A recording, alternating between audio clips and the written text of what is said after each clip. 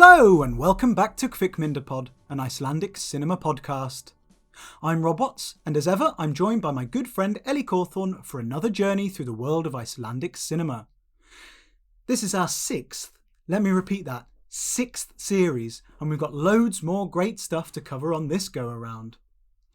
I say it all the time, but for such a small country, there's a huge variety of films, with plenty now being produced every year.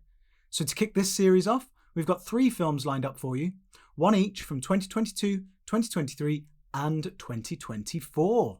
Get excited! Before we get stuck in, just a quick reminder to come and follow us on social media and join in the conversation. Over on Twitter, or have I got to call it X now? Instagram and Threads, we are at Kvikmyndapod. As ever, that's KVIKMYNDAPOD. You can subscribe or follow us wherever you get your podcasts, and we'd absolutely love a positive rating or review on Spotify and Apple Podcasts, as that will help us reach more people. Finally, if you're feeling extra generous, we have a Ko-fi page where you can support us if you like what you hear. All our links can be found on Insta, X, and in the show notes. So, this week's delicious offering is Wild Game, or Villibráð, from director Elsa Maria Jakobsdóttir. Available to watch via the RÚV website until the 1st of March. I've put the link in the show notes. It centres around a dinner party starring the who's who of Icelandic film and TV, and is certain to make you cringe. Okay! We're back! Welcome to 2024. Woohoo! Series 6. I can't believe we've made it through 6 series. That's mad, isn't it? Several different houses, several different, life partners. Life partners? Has it been that long? I don't think so. But it has been a while, and we've been off air for a while as well. It's been quite a busy year. That's why we haven't done anything. Also, we got to spread these Icelandic films around. Yeah. We can't just cover everything in one fell swoop. What would we be left with? We got to spread the butter across several slices of bread, not just one. Yes. Great analogy. But we are back. I thought we'd just do a quick catch-up of where we've been and why we've not been around to actually chat Icelandic films. So 2023, busy year. We did do a series of 6 episodes. And yes, apologies, they were stretched across 7 months. But we did it. But it's such a busy time. Yeah. I moved into a new house. I also moved into a new house, actually. Yeah, just around the corner, Yep. which is nice. This is the closest we've ever been, isn't it, really? I went to America for 5 weeks, which I did talk about at one point. Did multiple holidays. We were both at Green Man Festival. Woo! Which was a lot of fun. And then you... Oh, yeah, I just bailed on life for 3 months. Went to Central America and had an absolutely wonderful time. So, yeah there wasn't much recording equipment available. No, and nor should there have been. That looked like an epic trip. And just cut yourself off from life, normal life. But now I'm back. I'm ready for cold evenings watching Icelandic movies. Lovely. The tan lines are fading.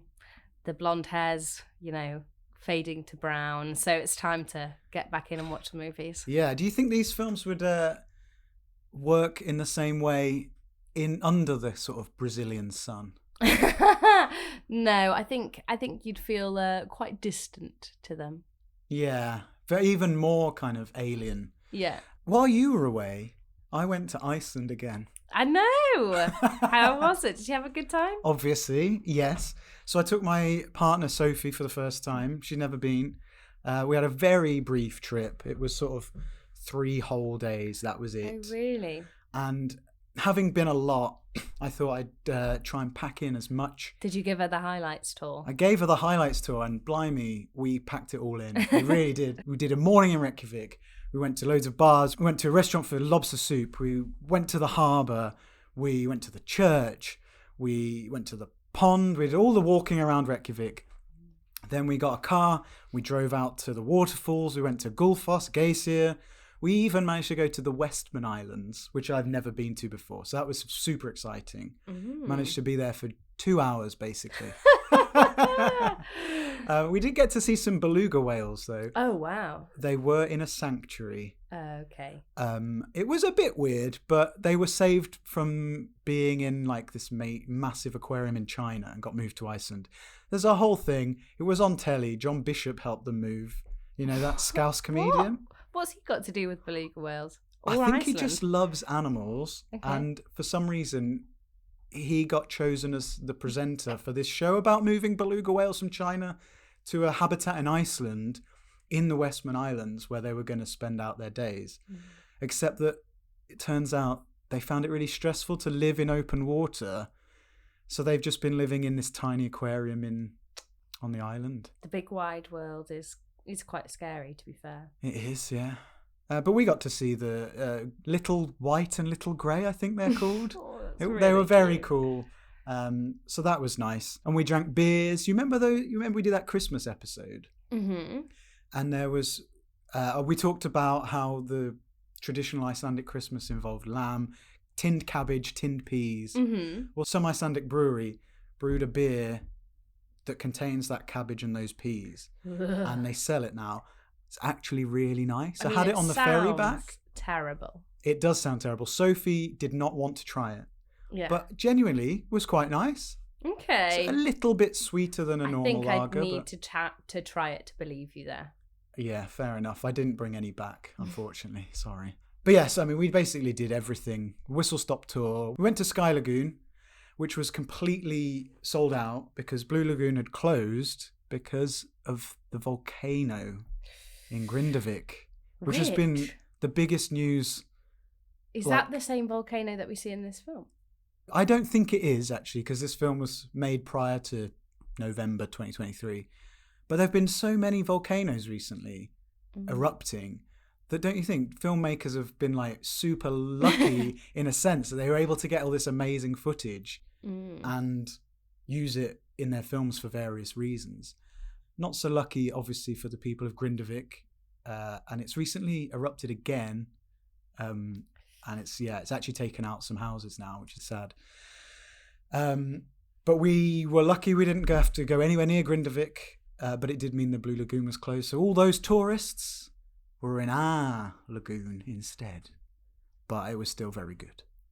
Anyway, I'll stop talking about my trip, but needless to say, it was brilliant.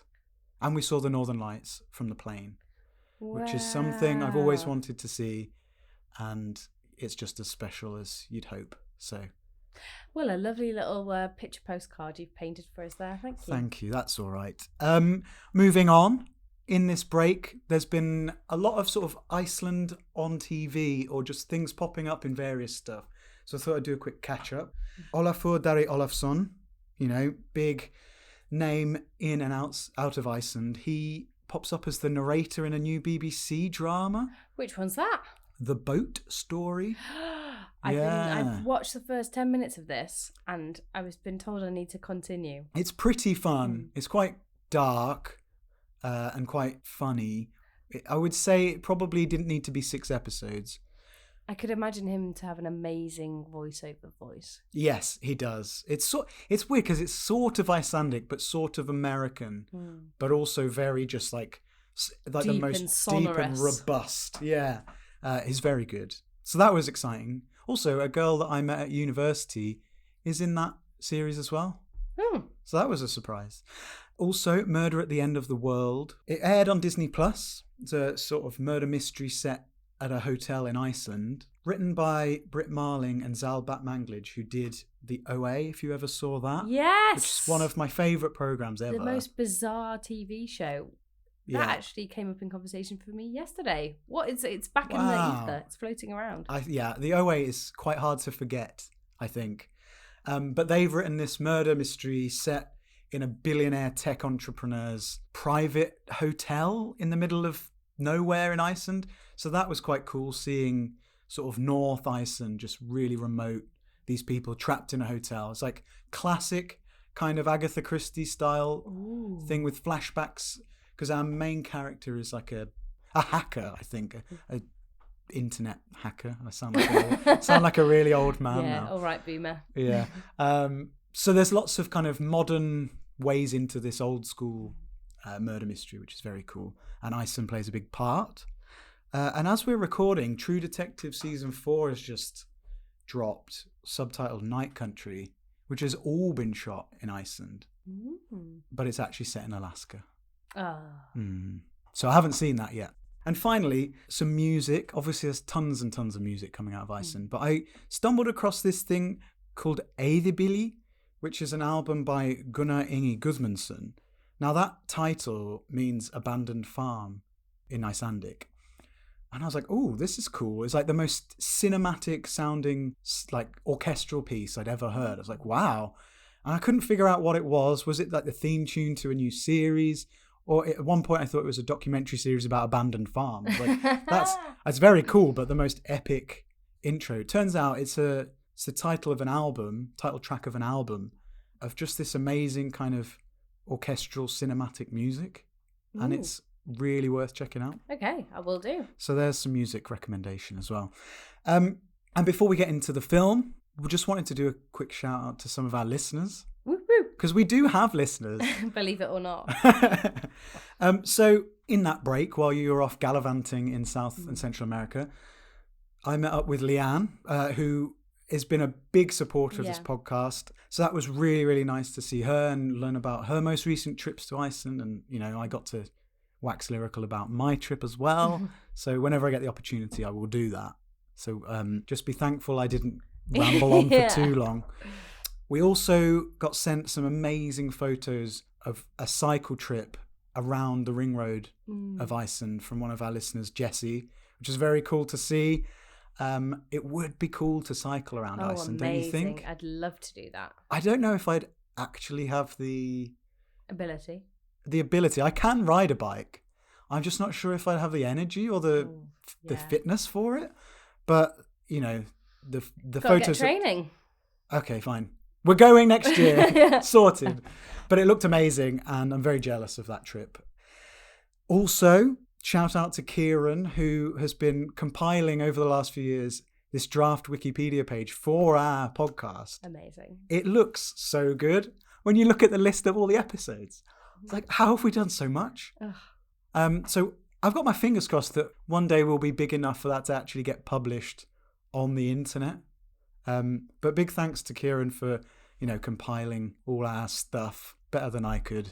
And finally, another thank you to Cookie400 on Instagram, who pointed out that there was some stuff worth watching on the RÚV website. Now, I've spoken about RÚV before.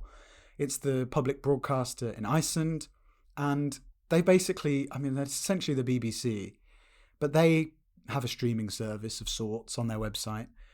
And at time of recording, they've got loads of stuff on there, specifically with English subtitles. So last year I watched this TV series called Afturelding. In English they called it Balls, which was about this handball team starring Ingvar himself, which is really, really good, and that's still up there. But also, over Christmas, they aired some very recent Icelandic films. Which has been very handy for us. So handy. And it's such a great place to catch these things that don't air in the UK. So we're kicking off this series with 2 films from the RÚV website, which haven't been released here, but may one day, I don't know, but we do have the ability to watch them. And I've been telling people on social media that they're there and putting the links up. So hopefully we're not the only 2 people in England in the UK who've watched these films. The first one, which we're going to talk about today, is Villibráð, Wild Game. And the other one is A Letter from Helga, which we'll talk about next week. So thank you to Cookie400 for this, because what a way to start the first episode. Yeah, it's in with a bang rather than out with a bang. Certainly. So let's get chatting. Allir að segja egglos! Egglos! Akkur Matti minn að senda þér skilaboð? Ég bara veit það ekki. Ef að taka þessa mynd.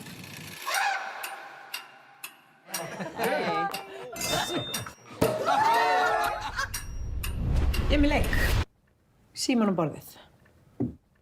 Og meðan við borðum, þá lesum við upp átt öll skilaboð, ítum á spíkar þegar einhver hringir og skoðum allar myndir.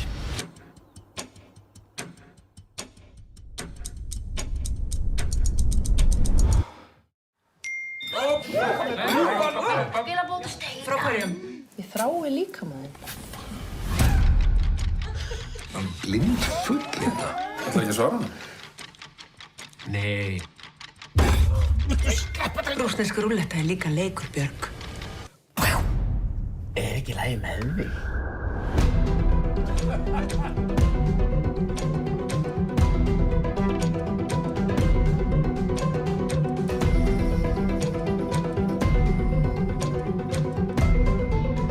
Hilmir, er þetta alvöru fucking leyndamál? Já.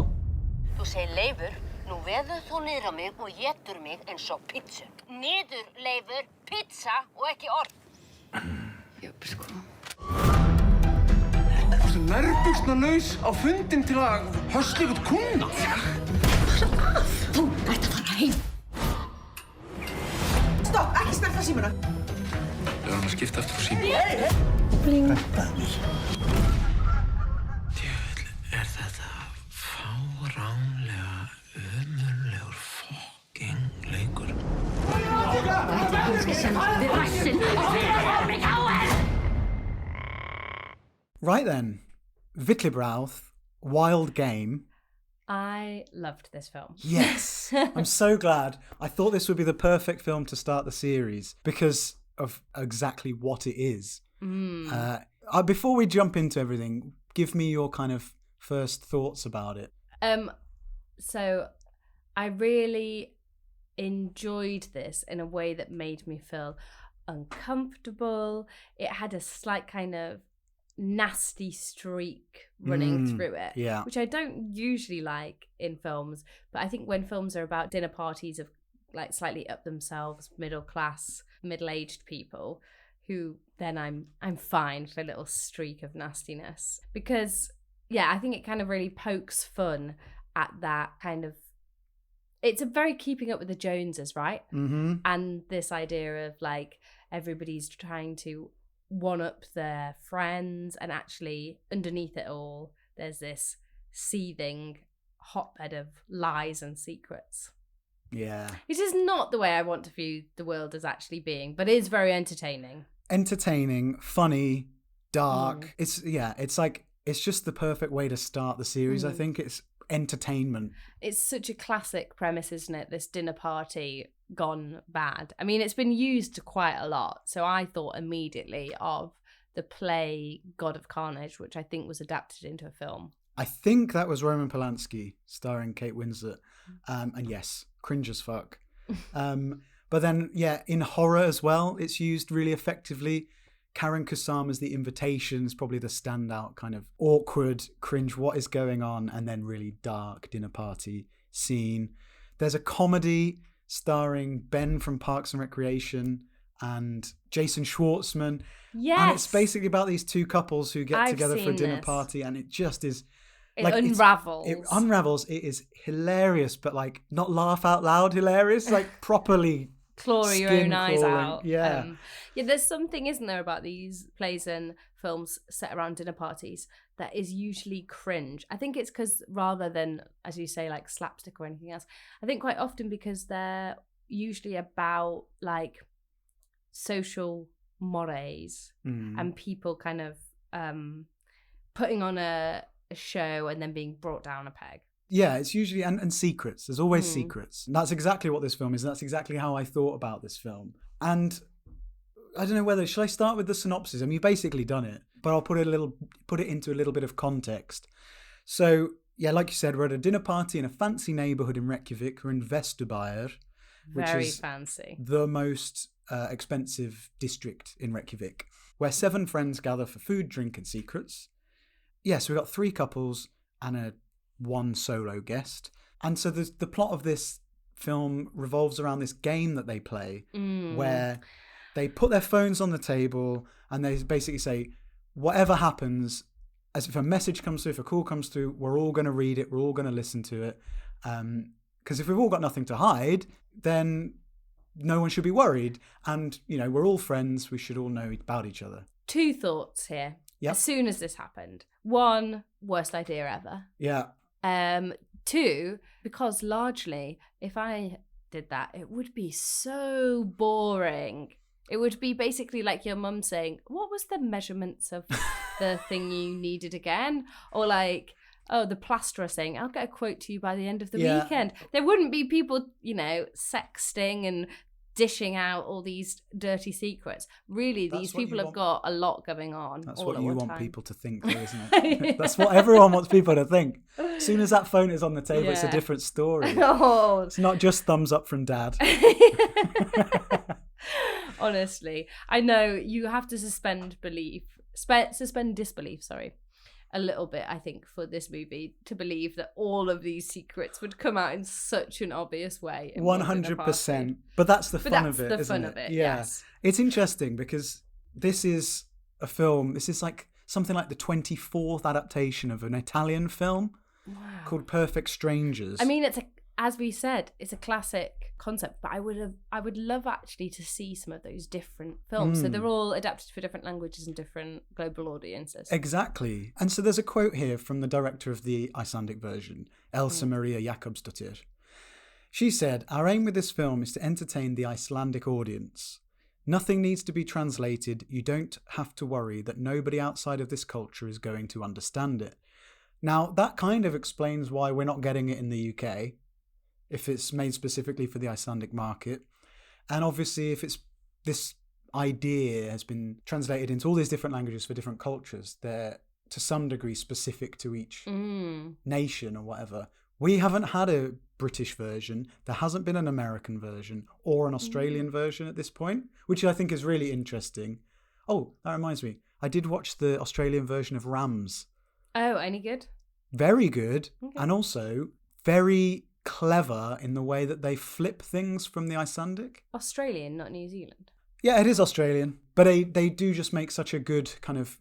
Obviously, it's not cold in Australia. So the way they flip things is very, very clever. I watched it on Channel 4. It might still be streaming there, so worth checking out. Anyway, back to Wild Game. Did you think... This is my question to think about as we talk. Mm-hmm. How specific was this to Icelandic culture? Not that you would necessarily know, but but like how accessible was it from an English point of view? I thought it was really accessible, but I did have fun thinking, okay, if there was an English version of this, what would it look like? Because there were certain references. So, for example, one of the characters, Björn, was, called a quota queen. And this idea was that basically her family... She was an heiress, essentially. Her family was rich, but you wouldn't know it, but she had loads of money. Yeah. And so, it was said, her family have this fishing quota that means they're really rich. And clearly, that came with some kind of cultural baggage. Yes. That she wasn't respected necessarily for that. It wasn't seen as something kind of cool. It was seen as maybe something a bit trashy or new money in quote marks. And she was also portrayed as kind of floaty yoga, woo-woo kind of character. And I wondered if this was in the UK, maybe you would get one of those kind of floaty yoga woo-woo characters, or maybe it would be a kind of... She'd be an Alexa trashy... Chung type, wouldn't she? I don't know. Or would she be hair extensions and fake tan? What, would like a Towie? Yeah, would she or be a Made in Chelsea? Like a Gemma Collins. Not Gemma Collins, but you know what I mean. Yeah. So I'd be intrigued to see if somebody does do an adaptation, some of those little differences. Yeah, it's interesting. And we'll go through all the characters in just a second.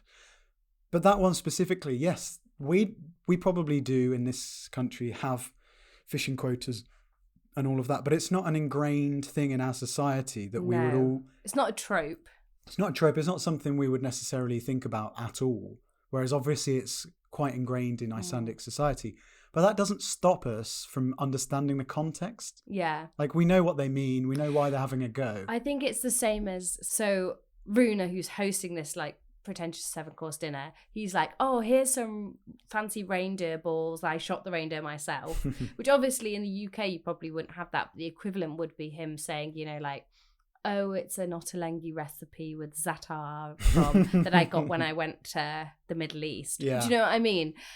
You kind of can understand those touch points, even if the touch points would maybe be different. Yeah, I think it makes it all the more interesting as well. I'd find the British version fascinating, but actually to see what specific things have changed in these adaptations.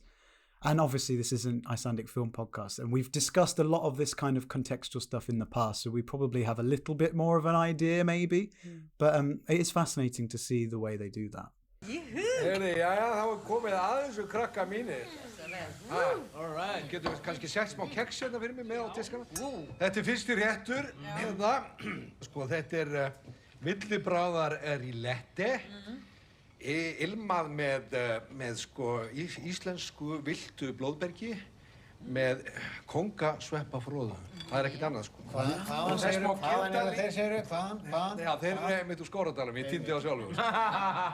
Hvað þetta hérna margra rétta? Þetta 7 rétta hjá okkur.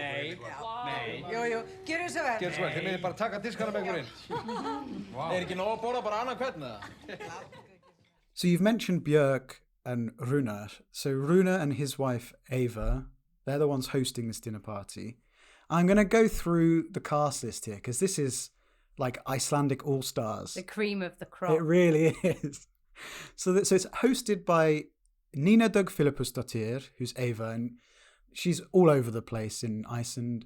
Most famous in the UK probably for having appeared in Trapped and The Valhalla Murders, both of which were big TV series. And Runa, who obviously we know from 101 Reykjavik, from Lamb, played by Hilmir Snær Guðnason.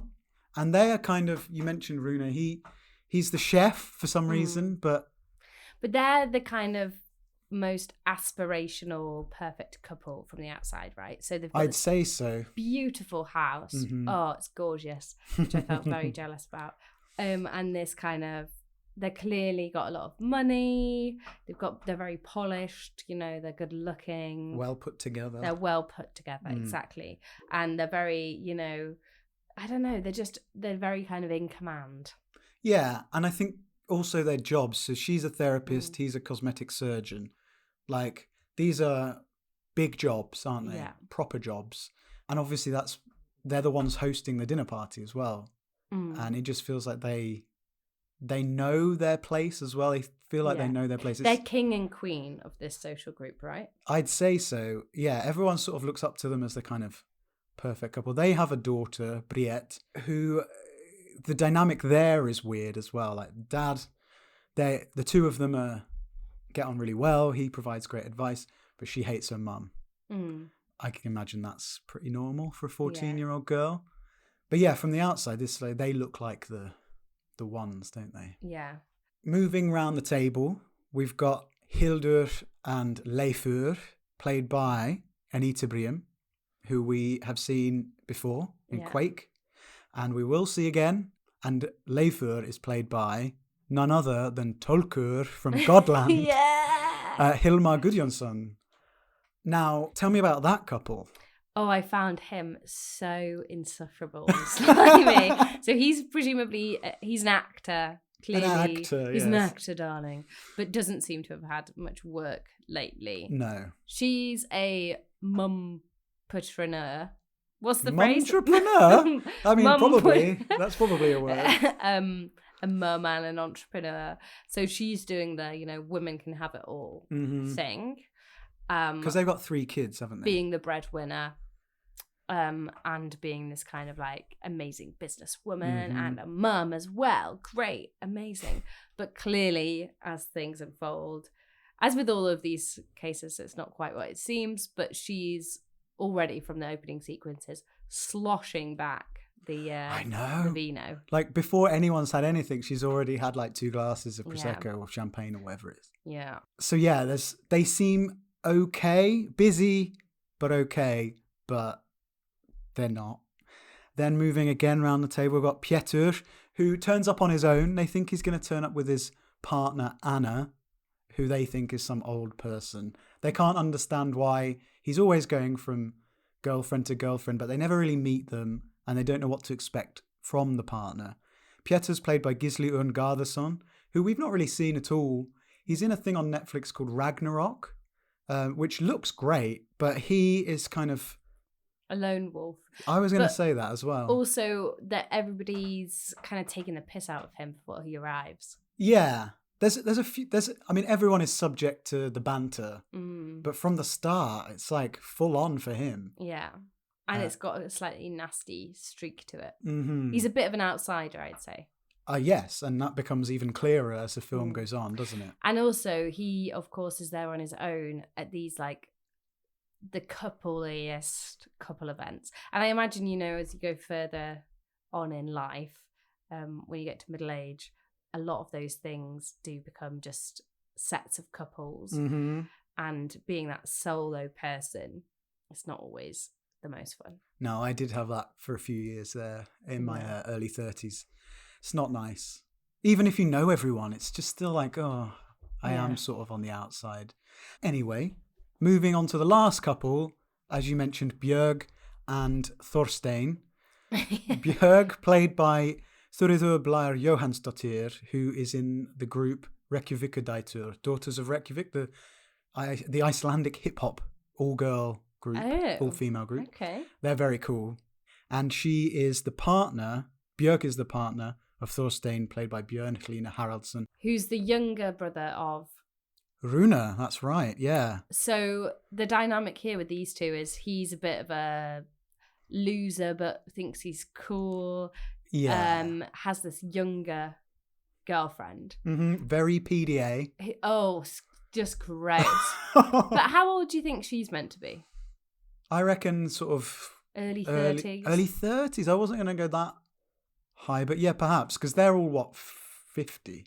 Maybe late mid-40s, 40s, yeah. mid-late 40s. She's maybe 30. Yeah, okay, that sounds about right. And so there's that kind of power dynamic at play there as well. Mm-hmm. The age gap thing. Yeah. Mm. So that's our little cast of characters. And off screen, they have another friendly couple called Kjartan and Sarah. Turns out they've broken up because she's looked at his phone. And thus, the game begins. Ég er með leik. Hvernig leik? Með allt á hreinu, síman á borðið. Og svo hvað?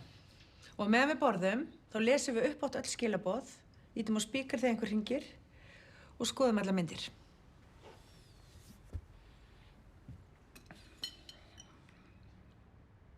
Hvað, það er engin leyndamál, eða það? Come on. Nei. Ha? Já, nei. Látum kossa. Ég til í þetta. So like we said, there's all this banter going on, you know. Pieter's getting it in the neck for having an older partner or whatever. Runa's getting it in the neck for being this terrible cook. Is the food that bad? It looks good. It looks nice, yeah. Maybe he's, too experimental with his flavour bases. It does seem that way. The cheese sauce goes in the drain. The meatballs go in the dog's mouth. Like, I don't know, maybe... I don't know. How bad can a meatball be? I know, that's what I was thinking. But anyway, they really do lay it on thick with the jokes about his terrible cooking. Even Leifur gets it for being a terrible actor. Not necessarily a terrible actor, but basically a non-actor. And then Þorstein gets it a lot for being this... He's trying to be an entrepreneur, but has failed multiple times. Yeah. Which is quite funny. I did think, even if they weren't taking part in this wild game, that it would have been a pretty brutal dinner party anyway. They seemed... got that sense of, when people have been friends for years and years and years and years, and then there's always somebody that can drag up some old crimes you committed in year 11 or whatever. Well, that's it. And all the lads have known each other for that long, haven't they, since they were kids? So there's all that stuff ready. And it's funny because the film starts and you kind of get swept along. Everything is really fast and bustly and they're like... Fun. Yeah, and fun. And they're all laughing. Like, the laughter is so excessive, especially from Leifur from the beginning. It's just like over the top. Like, they're all scared, especially once the phones go on the table. People's reactions become heightened for sure. But it is... That banter's just... As soon as they step in the door, away we go. And no wonder Pieter's felt like scared to say anything. He's got this major secret. I'd say that the pace of the film is quite relentless, isn't it? Like it's building to a crescendo maybe, but it is like galloping apace. Yeah. And the only kind of brief respite we get is from the occasional kind of cuts to daily life in Reykjavik, cyclists, swimmers, people driving their cars. Which I guess is to signify the passage of time, but maybe it is just to give us like a little bit of space as the viewer. For sure, both of those things, 100%. I don't think we could have followed this film relentlessly for 2 hours without the occasional break. Yeah.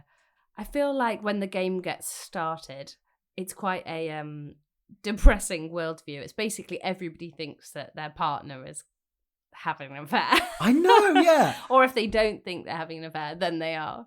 It is pretty bad, isn't it? Especially because all the men knew that this other guy, Kjartan, was having an affair and didn't say anything. What do they all know? What do they all not know? What do the partners know? What do they not know? It's a precarious place to start. Yeah. But I guess when they're all putting their phones on the table, you think, some of these people, it's a very bad idea for them to put their phones on the table. But I guess there's that like mutually assured destruction thing. But because if you don't put your phone on the table, you're going to have to explain why. Yeah, and I think you can see the resistance from certain people from the start, understandably. But because Pieter's just like, I'll do it, it's really hard to then not do it. Once that idea is formed and out there, how do you say no? Yeah. So I guess, Pieter jumps in and you'd say he's got one of the biggest secrets. Not that reflects badly on him, but is like a big important deal, which is that he's involved with the captain of the football team he coaches. I think, it was a bit tricky. I don't know if it was a translation, but they kept using the term 4th division. He coaches some form of KR football team. Maybe they're reserves, or hard to tell, but he's in a relationship with the captain of the main team. The male captain, importantly, when of course nobody knows that he is gay. Yes. And so I guess he makes a comment, doesn't he, that I guess maybe he wanted to be found out, or he wanted to have a reason to tell everybody and his hand to be forced almost. Yeah, exactly. And it's like he uses Leifur's kind of Norwegian serial killer analogy of like, he wanted to be found out. Like this is his way to tell everyone. And it makes sense. It's just a situation that's impossible to hide from. So I kind of, in my mind, that's a good way to reveal a secret that you can't specifically say out loud. But some of the other secrets, I think it's quite risky to have put your phone on the table. Like, what are you doing? It's clearly going to go wrong. You're getting Snapchats from other women, young-looking women, getting, people that you've had affairs with are having babies. Oh my God, no. I mean, it's a lot. I mean, you can understand that there are people out there who will have multiple secrets, but for everyone to have such crazy secrets is mad. How do they have the time? How do they have it? Well, Snapchat doesn't take much time, I suppose. But if I was Leifur, I would not be putting my phone down. And I think a lot of this film, what excuse would you use though? To not join the game? Yeah. Is there an excuse you can use? Well, no, exactly. So you're gonna, I don't know. Just have to pray. I guess you just have to hope that you don't get a text when. Well, I think that's happening. But that's what Runa seems to. Runa's like, oh, you can look at my phone whenever you like, and he puts his phone down, and he seems like very open and very happy that nothing will go wrong. And I'd love to feel that way, but. And if this was real, I would feel that way. But my excuse to get out of the game would probably just be something like, "Oh, I've got no battery. I've got a headache. Bye." I mean, it would be a lousy excuse, and it wouldn't get me out of the game, basically. Yeah. But one flaw I thought to this whole idea is that you should be able to tell whose phone is who. There's no way Leifur and Petur have the same background, although they did seem to have generic iPhone backgrounds. Yeah, you might have like one of those changing backgrounds. But who uses the generic background? Those middle-aged Iceland men. Oh, maybe. Which I guess what you're referring to is the fact that they swap phones. Yes. In an attempt to conceal the fact that Leifur's going to get some Snapchat from her. At 9:00. At 9:00. So obviously if Petter's there on his own, it doesn't look as bad if he gets the messages. No, and I guess Leifur doesn't know what Pétur's hiding. Yeah. But the whole idea is insane. Like, and Pétur turns him down, and he does it on the sly anyway. I must say, I watched this film twice. On my first watch, there was about 10, 15 minutes where I had my heart in my mouth thinking that Leifur was Snapchatting with Runa's daughter. Oh. And I thought, whoa, that's really dark. I can't good... handle that. I mean, there were kind of... I can see why you thought that. Well, they kept talking about how young she was. She's older than she looks. Yeah, and because Pétur asks Leifur outright, how old is she? Yeah. And he literally shrugs, I don't know. That was a bit of a Chekhov's gun that never went off. Yes. Like, they did kind of line it up that she was going to be like problematically young. But maybe they meant she's like 25 or whatever, but it just didn't really like land that way. Maybe. It did sound like it was going to be worse. And the only character we know who's featured quite prominently. Yeah. And I'm not 100% sure what she adds to the film other than to show that therapy is working for Runa. Because that's his secret. Runa's secret is that he went to therapy and didn't tell his wife. Well, you think that's his secret. For the whole film, pretty much, that's his only secret. Yeah. And Björg outs him, and that causes a friction between him and Ava. And Ava, what's her secret? Her secret? I mean, again, why has she suggested this game? Although I have got a theory here. Okay. Her secret is that she's having an affair with her husband's brother. Thorstein, who's sitting at the table. Also, like, why him? He's such a rubbish choice of someone to have an affair with. Like, her husband is much more appealing than he is. For sure. He's so, like, cringe and like trying to be like young and down with the kids, dating a younger woman. He's wearing just embarrassed. His cap at the dinner table. He's embarrassing. But again, why would you suggest this game when you had secrets? But I guess she knows he is also at the dinner table, so he's not going to be texting her. Yeah, their bit should be fairly under wraps here. Again, all of these things are unfolded in layers, aren't they? So we don't get this till much later, which is fun. It's very fun. Actually, on second view, there are only a few things that subtly point to things, but at the beginning of the film, Ava is admiring her earrings in the mirror. Really? Yeah, which we don't, obviously, that means nothing until later on. Love that. When it's exposed that he's bought earrings for her. Yeah, also, rubbish affairing. Why? I think she just needed an outlet from Runa because he wasn't doing it for her. Yeah. So there's that secret, the secret that Björg's been speaking to her ex, but she is kind of the innocent in all of this. She's the right? nice character. Yeah. The rest of them have incredibly nasty streaks. Pétur, yeah, okay, yeah, all right, he's all right. He hasn't done anything to anyone, I suppose. No. Yeah, you're right. Yeah, innocent and almost naive Björg. She's messaging with her ex. But in a kind way. Yeah. She's like, he's after sex. As it transpires. Yeah. Relationship advice from your ex. But I guess as well, it's interesting because she's kind of put forward as quite an annoying character at the start. She's a bit like, oh, get a grip, come on. And the other women clearly look down on her a bit as like younger and a bit of an idiot, but she is the one that actually has a good heart in the end. Well, even like they take the piss out of her for her ideas, but her ideas have come from a genuine place of kindness. Like she knows she's getting this inheritance. She's talking about a cat zoo, which is a hilarious concept, but like it's come from a good place. She talks about being an ethical investor, and then she's being the kind person to her ex. It's just like I think they're just jealous more than anything. No, I think that they're too cynical and snarky. Okay. And think she's an idiot. I mean, she doesn't say quite as much, but she does basically say, I don't really know what I'm doing with my life. Yeah, she kind of is an idiot. But I liked her line about, okay, whatever you think of me might be true, but I'm going to have a kid. I'm hoping to have a kid. He might solve global warming or something, whatever she says. She understands that she's not going to change the world, but she wants to, if she can. She's a good one. Sko, ég búin að vera á skvörtinu frá því ég var bara...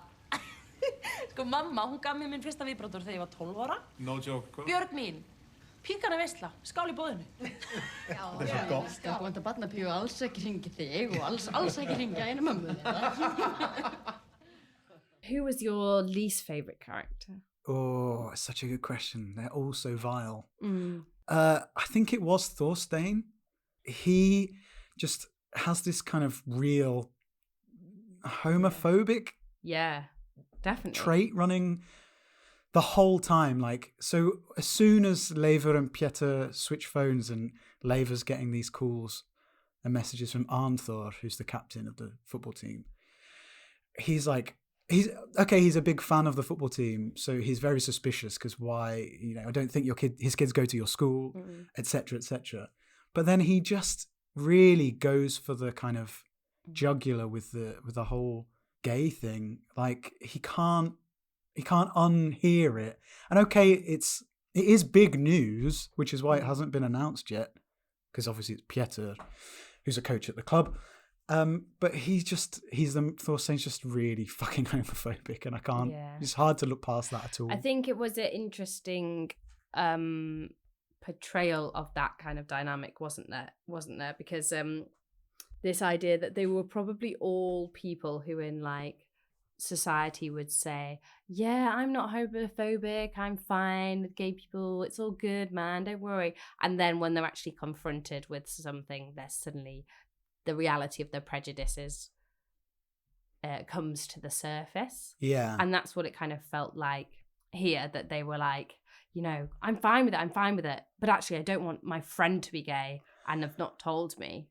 Yeah. And I thought that was quite kind of well shown. And obviously there was a lot of like really horrible language and prejudice language statements in there, which was like uncomfortable to hear, but I think was, important, because I think a lot of people hold those views.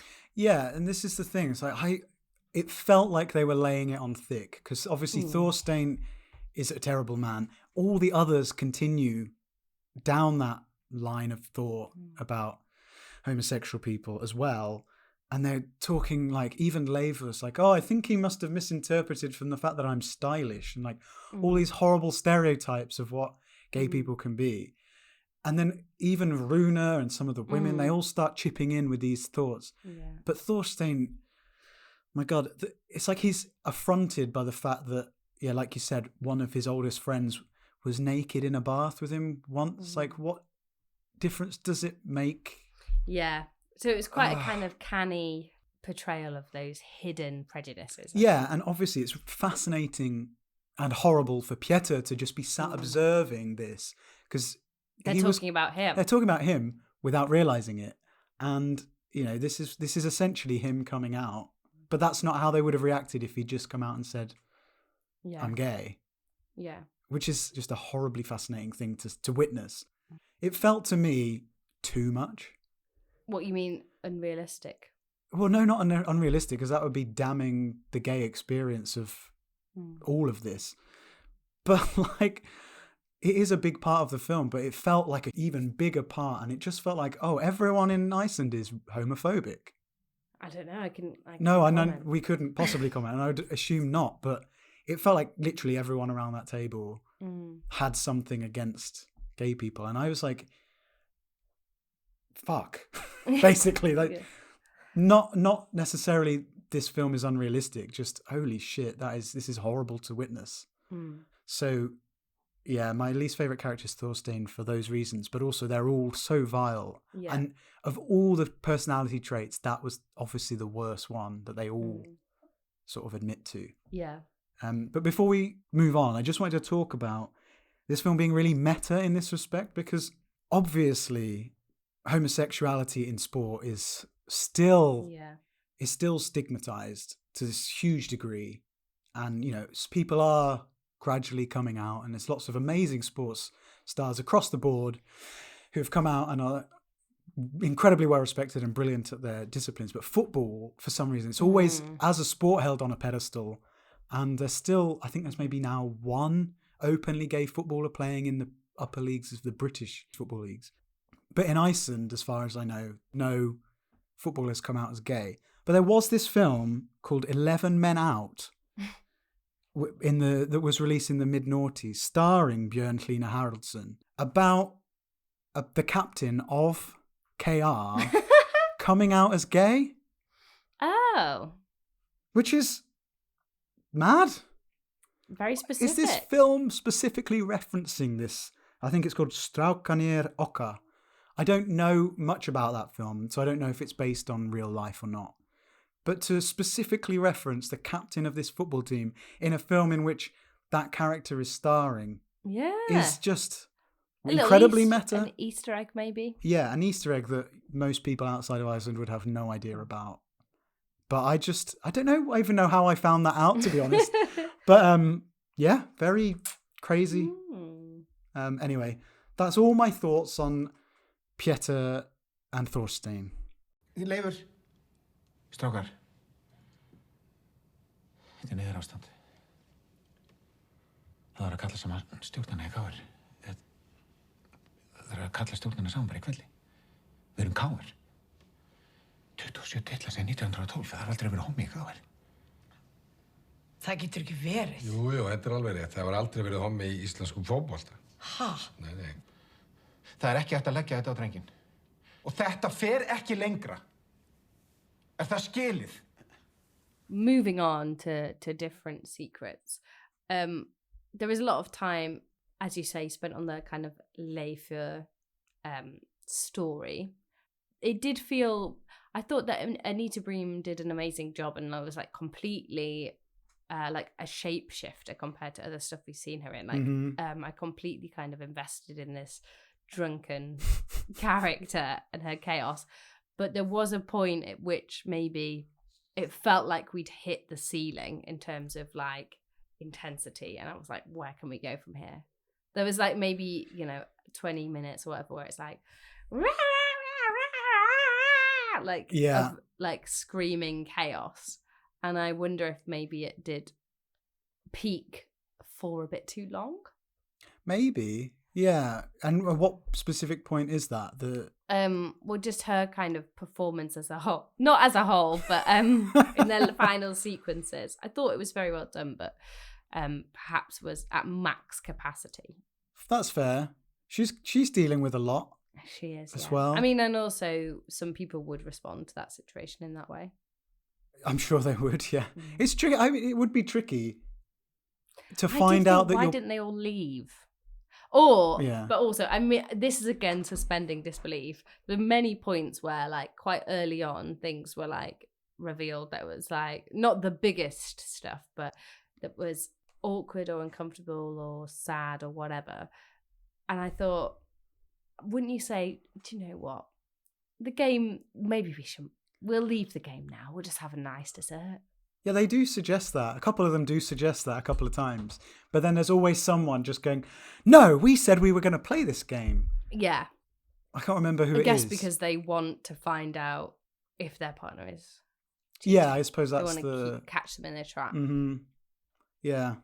So much going on. It's not made me really very excited about moving into middle age and going to dinner parties. Yeah, because that is what happens, isn't it? Yeah. Transition from going out to staying in. And everyone has affairs and falls out at the dinner party table. Well, I hope not everyone's having an affair as we move forward in life. But, you haven't got married yet. Yeah. Well, so my time is yet to come. Oh, God.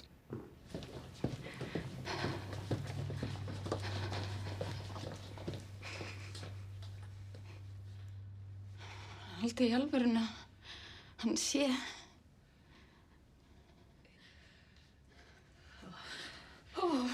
Hilmir.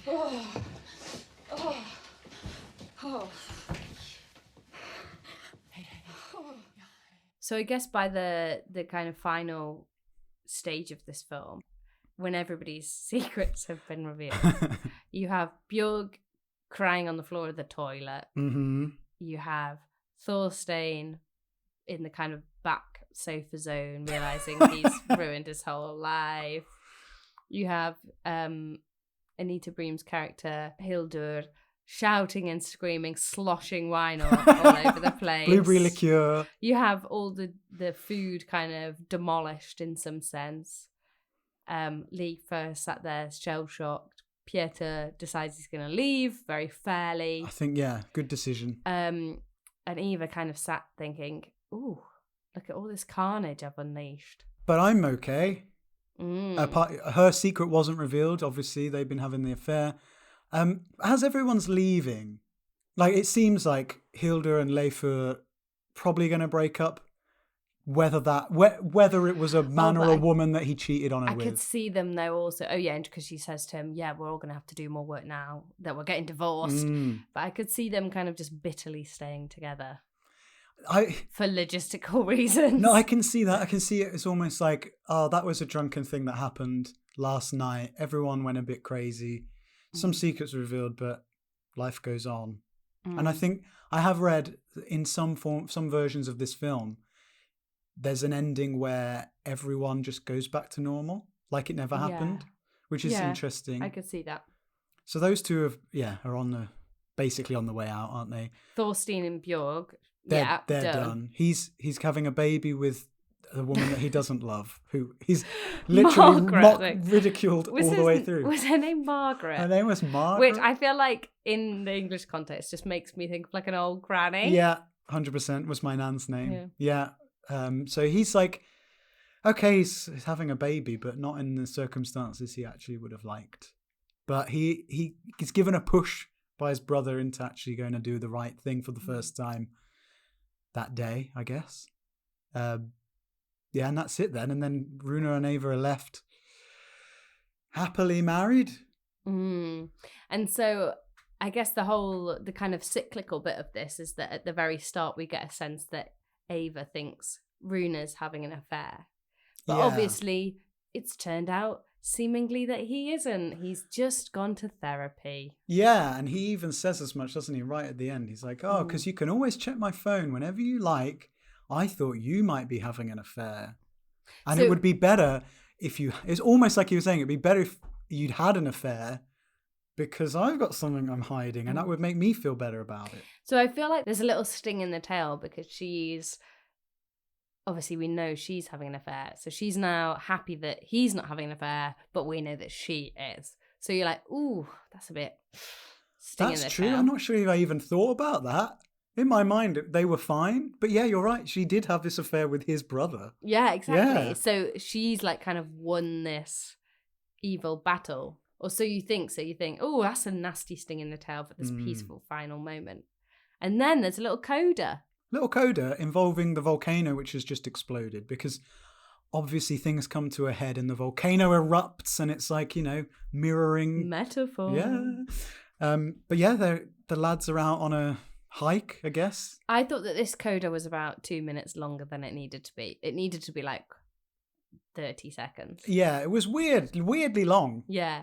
But the takeaway from that coda was that Runa has a secret phone. Bum, bum, bum. So he's been having an affair all along. You thought one guy was nice at this table and you were wrong. You were wrong.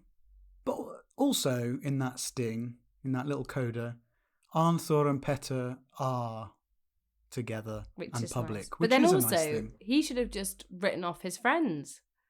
But then that comes back to that whole thing of like, you just forget what happened that night almost. Yeah. But that is, I guess that is literally... The word sting really applies here. What? But basically it undermines all your belief in the good of humanity at the end.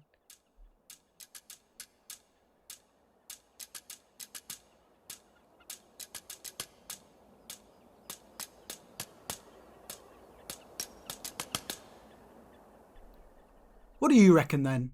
Would you put your phone on the table? Do we really all have that many secrets? I don't know. But what a fun premise and what a brilliantly made film.